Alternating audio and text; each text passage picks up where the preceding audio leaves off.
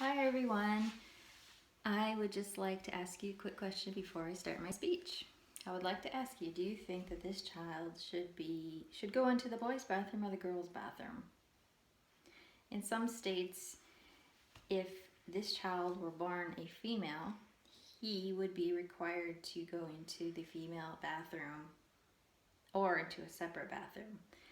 Um, he might face ridicule from his peers. He might think that something's wrong with him, that he's different, and it might cause some problems for children like him if he were born as a female. This is my son. He was born a male and he lives as a boy. So my speech is on transgendered youth, or transgendered children. I just want to give you a quick little primer on what it means to be a transgendered child. Some of you know maybe transgendered.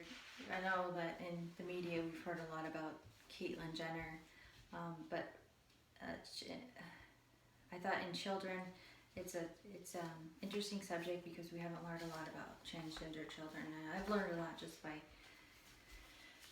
studying for this speech.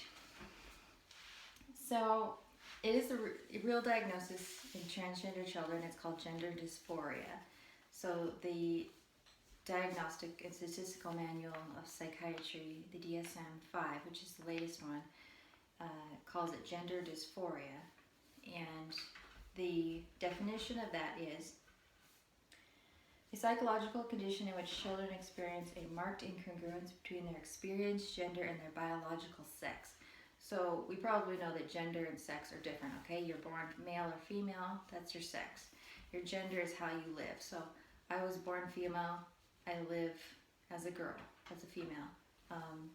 My son was born male, he lives as a boy, but these children experience kind of an opposite. They feel, something's wrong. I feel the opposite of what I am. I would rather, I want to live this other way than what society is kind of telling me I should live. So, this isn't something they just give out willy-nilly. This is something that's very stringent, it's very strict. The criteria for being gender dysphoric and especially gender dysphoria in children, it's a very stringent criteria before being diagnosed. So once a child is diagnosed with gender dysphoria, there are real treatments that are available to them. Less than 1% of all children are diagnosed with this every year. And the numbers are actually growing not because more kids are born gender dysphoric, it's because treatment is becoming more available. So, kids aren't just kind of suffering in silence anymore, which is a good thing. So what are the treatments? Okay, there's two main components. They are medical and psychological. Now, this is an important point that I'm going to make. Most children grow out of this, okay? The majority of children diagnosed with gender dysphoria in the U.S., there aren't a lot of studies, but from what we know, they grow out of it by puberty. So medical treatment is often not necessary for them. But psychological treatment, medical treatment are the two main components. Psychological treatment is extremely important. And what that means is they need to be accepted. They need to be loved. They need to be supported. This includes family, peers, teachers,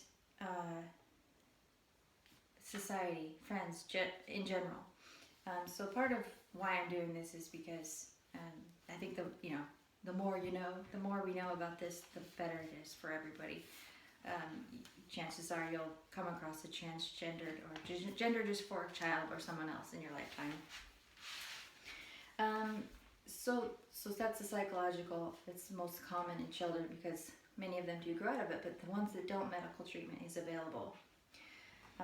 Drug therapy includes hormone blockers so that they don't grow into their biological sex, but they can block the hormones that would cause that until they decide that they want to take cross-sex puberty hormones, so hormones for female, hormones for male, or their chosen gender, chosen sex. And they're not eligible for that until they're 16, and there's stringent criteria for that as well. So, in children, medical treatment is weighted in monitoring progression of the disorder in adolescents. It's mostly psychological. In a Dutch study, it was found that withholding medical intervention is harmful in gender dysphoric teens